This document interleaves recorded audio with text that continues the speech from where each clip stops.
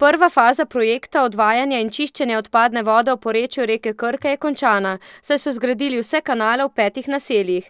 Ta čas izvajajo priklope na čistilno napravo, ki od marca redno obratuje.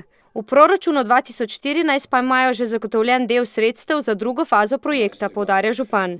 V tem trenutku pripravljamo projektno nalogo, ki bomo skupaj z mojimi sodelavci pregledali in seveda tudi podpisali, dopolnili, kar pomeni, da je to neka osnova za pripravo tudi javnega razpisa, kajti v proračunu za naslednje leto je pripravljeno približno tam okoli 200 000 evrov.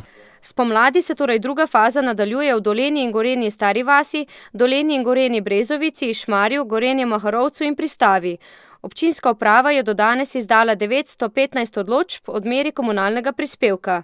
To pomeni, da smo v tej prvi fazi zaključili izdajo vseh odločb. Moram reči, da je bilo plačanih v enkratnem znesku in pa plačanih sklenjenih obročnih pogodb za obročno odplačevanje do zdaj 586, kar pomeni, da je to dobrih 64%. Sicer pa so načrti občine v prihodnjem letu med drugim usmerjeni v gradnjo novega mostu v Mršeči vasi.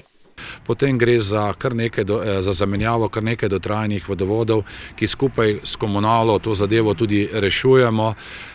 Potem so razni projekti, ki bodo nastali tudi iz proračuna. Skratka, dela nam v letu 2014 ne bo zmanjkalo.